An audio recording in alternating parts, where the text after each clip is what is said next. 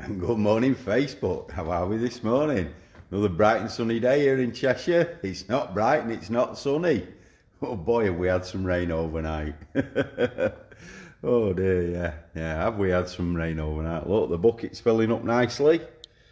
So that's the overspill from the gutters, because the wonky gutters in this old building aren't very good, despite best efforts. So I've got to have a bucket that we empty daily. So anyway, awesome day yesterday. We had Gareth and Dave up from Avon Tuning, and they brought their Australia representative, John Willis. So John, all the way from the Northern Territories in Australia. G'day, mate.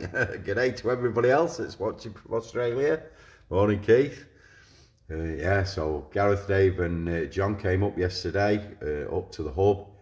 We did, for those of you that weren't in the live Zoom, we did a live run through of the fundamentals of diagnostic process, how to do the least amount of testing for the big bang, for the most bucks.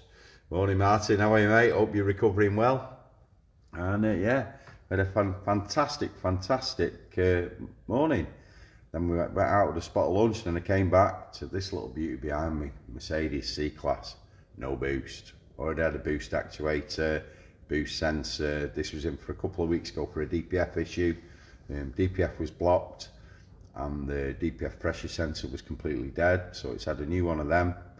And customer's been driving it round, and now all of a sudden he's got boost issues. So it's had a new boost actuator, and it's not boosting. There's no control whatsoever coming from the ECU. So let's have a look. Morning, Ashley. How are you, mate? So layout of this. Obviously I've got the pipes off there. You can see the turbo down there, the spinny whistly thing down there, MAF there. Boost sensor there, turbo boost sensor there, directly connected via a vacuum pipe down onto the turbo. And then we've also got on this intake pressure sensor as well, which is on the main pipe from the MAF. Crankcase breather, boost actuators there, buried down there. So I've already smoke tested it for leaks. I've already checked all my vacuum supply from the engine to the solenoid is good. But the solenoid is not activating, so it's not actually giving it any boost whatsoever. I can manually control the turbo. So my next step now is I've got to take control of that solenoid. I've load tested the wires from the ECU to the solenoid, and from the power supply to the solenoid, and they're okay. We've got power there. We have got control there. We can see a duty cycle on the wire, but this solenoid's it's not actually moving, so it's not allowing any vacuum whatsoever to get through. So I've got to take manual control of that solenoid now and see whether it will actually open or close. Oh, we got a faulty solenoid. Morning, Ashley. How are you, mate? So yeah, so that's where we're up to. Another early start for me, but that's okay. I don't mind. It's nice and cool at this time in the morning. So we did 14 hours yesterday. Overdid it a little bit much, but hey ho, that's the way it rolls sometimes. And then we've also got a Mariva outside from a local dealer, with a very poor morning, Chris. Morning, Andrew. Yeah, a Mariva outside that's very poor starting. Very poor starting. When cold, but once it's running, it's running for the day. 2 map sensors on those horrible things. You're right there, mate. Yeah, there's another one buried somewhere else, I think. So we've got to find that yet. But the readings in live data look okay. You know, the readings in live data look okay. There's no fault codes for any of the sensors being open circuit or short to ground or anything. Morning, Dave. Morning, James. So yeah, we'll see where we go with it. But we really started, you know, half an hour into it, something like that, checking all the basics where people have been before me, and started to build me 4 rights board up.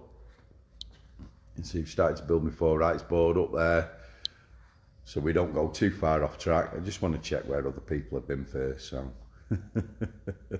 Yeah, it's absolutely awesome. Can't wait. We're using morning Dave. Using the wiring diagrams from Hella HGS. So really clear, big picture diagnostics. This diagram does correlate with the manufacturers. I've already checked that using all data, but this one's a lot easier to work with. So we can see on the wiring diagram here, we've got pressure sensor downstream of air filter, exhaust back pressure sensor, boost pressure sensor, and then all the way over here,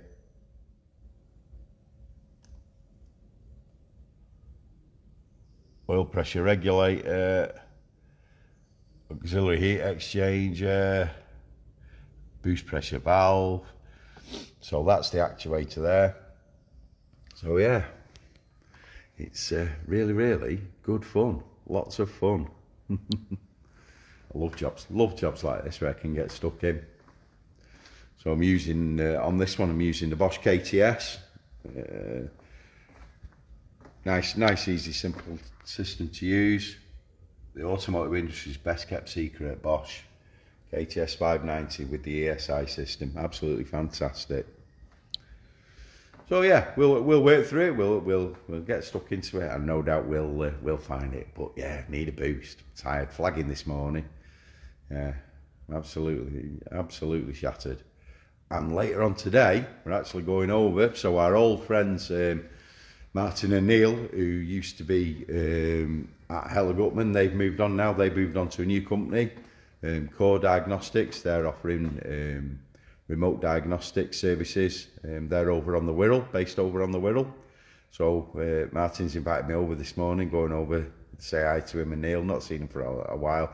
Had 2 minutes with him at Auto Mechanica, but now I'm going over there today, see what that's all about. Really looking forward to it. Morning, Andy. Yeah, Dave. No, I don't charge by the hour, mate, because the better you get, the less money you make. So I have a set assessment fee, which is for non-intrusive testing. That will give me a rough idea of what's going on the vehicle, run through the basics, non-intrusive, and then by that, then I'll know what tests I need to do, because I use the 4 rights method here over my shoulder. I'll know what tests I need to do, what components I need to test, what those tests are going to take, and then we give a quote out then for how long that predetermined set of tests will take, and the outcome that they will provide, and then we go from there. Yeah, I don't charge on a time-based basis. It's results based. So yeah. The better, and that's from James Dillon. Yeah, the better you get, the less you make. So yeah. We don't do by the minute. That's a fool's errand, that. Yeah. So non-intrusive assessment to start off with, and then also my customers, they have to guarantee a minimum spend with me before I'll book them in, because obviously demand's very high. So that just means I don't have to keep going back and asking for authorization for this and authorization for that. I'll do my assessment, and then, you know, we define the set of tests that I'm going to do, the results that they'll give us, and by the end of that, we'll either have a fix or we'll have a very firm price on you know, what it needs for repairs. So everybody wins, and the customer can walk away, you know, at any time, knowing full well what they're being charged for, and you know, we document all that, and they can take it away. Not that they do, but yeah, that's where we go. And obviously, if I can't diag it, don't charge. But so the only thing that's going to cost them is their initial assessment. So yeah, it's the best way, by far the best way of doing it, that I've found anyway, and I've been at this a while now. So yeah, by far the best way. At least, you know, people get what they pay for. So yeah, so we're off to the Wirral a bit later this morning. And on that happy note, I'm going to finish off diagging this and build a bit of a case study on it, and have an awesome Tuesday. Thanks for watching. You're awesome.